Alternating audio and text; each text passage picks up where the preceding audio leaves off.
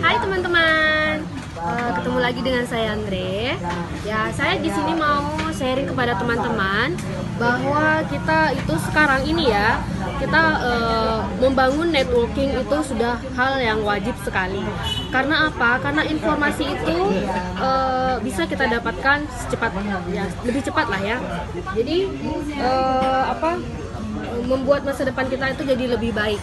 Membuat masa depan kita itu jadi lebih baik karena adanya networking.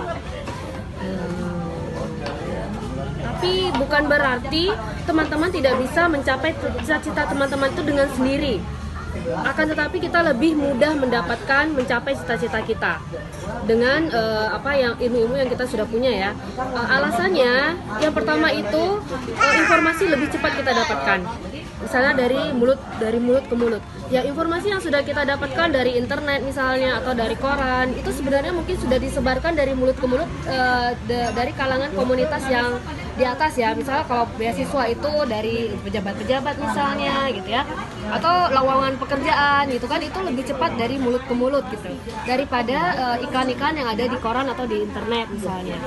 Terus alasan yang kedua kenapa networking itu menjadi kewajiban untuk kita saat ini ya, yaitu karena kita membangun reputasi yang baik.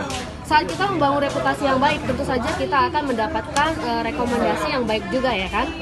Nah, networking itu dibangun dan dibentuk itu secara pelan-pelan, jadi tidak instan gitu. Makin lama kita membangun networking, makin lama kita bersilaturahmi tadi ya kata Mas Sita, itu akan menciptakan reputasi yang baik dan rekomendasi yang baik untuk sebuah perusahaan misalnya, atau sebuah beasiswa misalnya, atau sebuah perusahaan ya, semacam itulah.